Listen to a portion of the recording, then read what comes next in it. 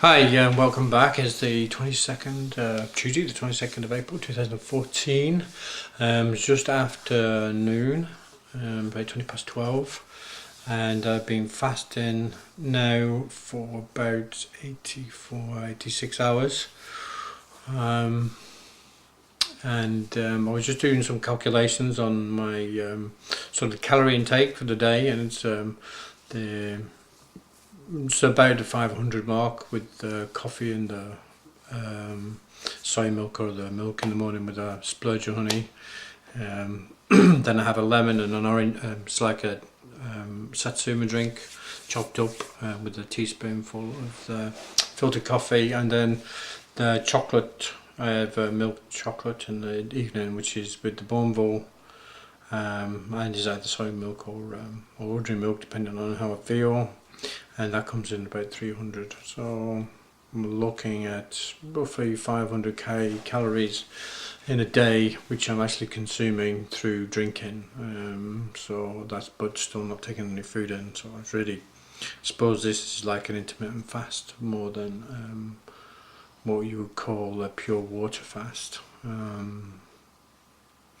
So I just wanted to say that I'm pleased to see that my fasting weight is down to 13 stone, which is good.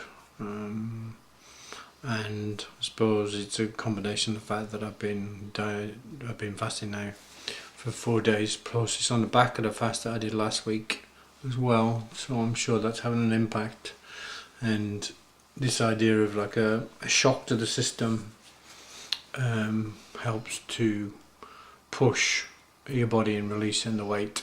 I know it's happened when I first started the fast. The first 6 weeks I'd lost half a stone, and then the last time I did like a sudden half stone was when I was on holiday, and I was running for about 40 minutes and I was doing 20 minutes yoga, and I'd completely changed. Well, I'd already gone towards more vegetarian diet, but for that month that I was away, August, was completely no meat free, and I got a sudden weight loss then. And then this year I had my sudden weight loss just before I started this Easter fast. I was sort of constant at the 14 stone mark, then it dropped to 13.5 stone, but that was only when I gave up the cheese and the yogurt, and to some extent the milk, but more the cheese and the yogurt, I think. And now I've got this sudden weight drop because I've extended it, I think, to 4 days rather than the 1 day fast. But that's just my theory on terms of on weight loss, and that's only relevant to my own personal weight loss, obviously. If you're looking at this for your own weight maintenance, then you have to gauge how your body responds to fasting and the different foods that affect weight gain and weight loss to yourself, and couple with that with the amount of exercise that you're doing as well. Where am I? Actually feeling better today. I didn't go to bed till late. I didn't go to bed till like 12, but I slept through till about 7:30. I only got up during the night, but I was really just just to do the natural things and get back to sleep. And I slept well, and I felt when I got up, I felt good. I didn't feel. I felt better than I have felt for the previous days on this fast. So some of the things I've read in terms of it takes 3 days for your brain to get used to burning ketones rather than burning glucose. So I'm considering that maybe one factor. 2, I'm probably getting more sleep than normal, so that might be another factor. And I'm getting better sleep than I normally do because it's not interrupted. Fortunately or unfortunately, I'm missing my 2 babies. I'm left on my devices, so I can relax a lot better. So I've no stress.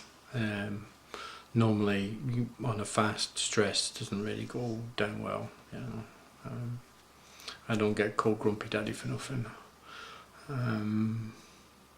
And what else was I going to say? So I actually, oh yeah, yesterday was a struggle to get through the day yesterday. I have to say, because I mean, one thing I can't do, which would be nice to be able to do, is read. I just don't seem to have. When I read a few pages, I just don't have the concentration that I would do if I was eating normally.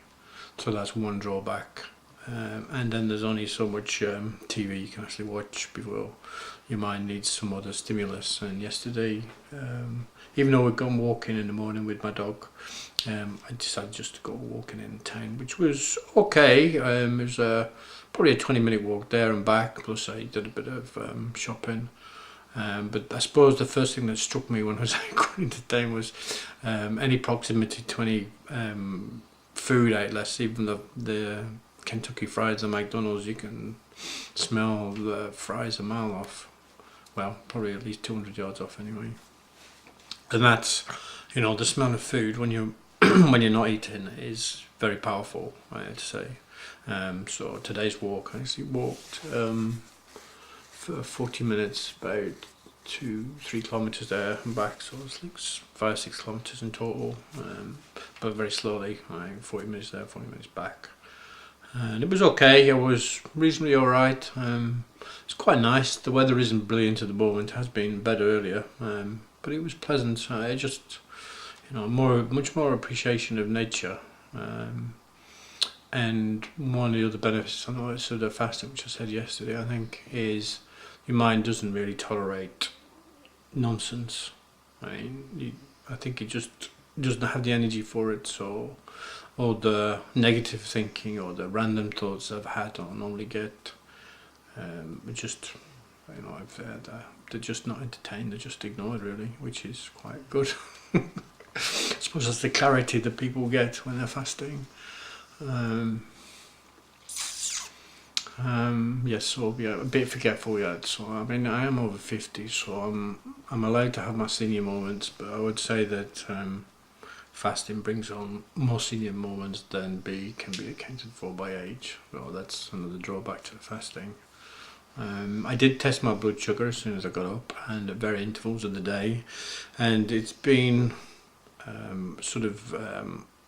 between on left hand, right hand side. It's very odd, because it's like 4.5, 4.6 on one side, and then it's 5.2, 5.4 or something on the other side, and it switches in the space of 4 hours, and it switched one way and then the other way, and when I got back after the walk, it switched it back the other way.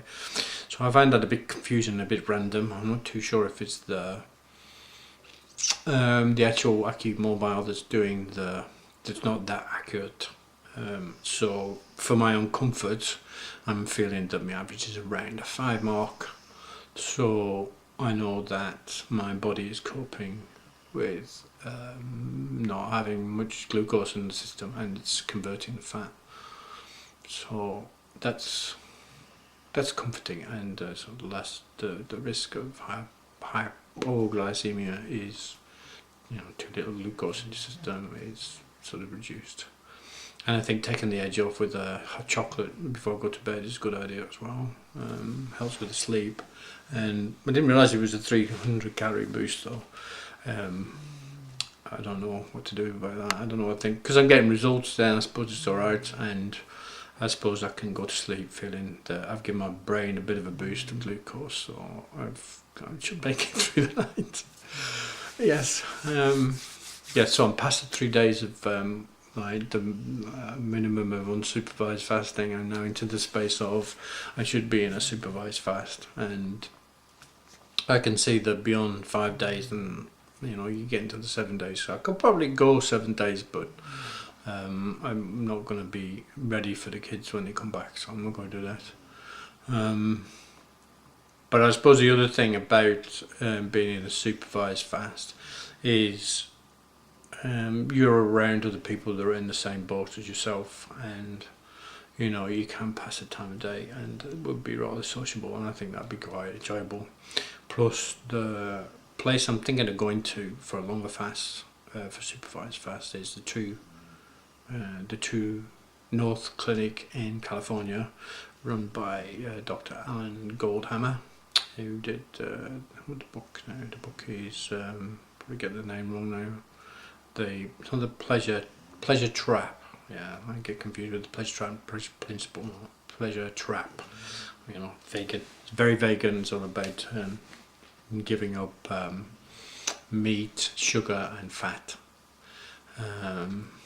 or vegetarian only. You know, I know. Yeah, meat, sugar, and fat, and salt. Yeah. Where was I? No, I lost my train of thought, which is another in your mind.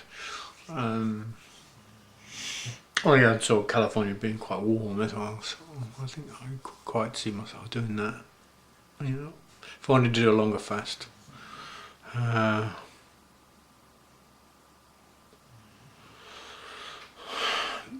So yes, the trouble with the fast is not having the energy to do that much. And you can't really do that much else, you know. So this is why I chose this moment to do this 5-day fast. Right, okay, so excuse me for rambling. I'm just trying to do this justice. Can't think of anything else to say. Probably feeling more confident I'm going to make the 5 days now. Tuesday, I've only got one more day to go through. And then Thursday I've got to think about breaking the fast, and because I want to reduce, what's I suppose what the outcomes I wanted, I mean apart from weight loss, was to reduce my dependency on sugar and fat. So when I break it on Thursday, I wasn't going to break it with fruit. I'm going to try and eat as much fruit as possible. And not have any sort of no starches, no sugar, apart from the natural sugar in fruit, and no salt, and nothing cooked. We'll see how far I get with that. That's the plan. Probably I'll eat normally on Friday. I'm planning on making myself a very nice vegetarian curry.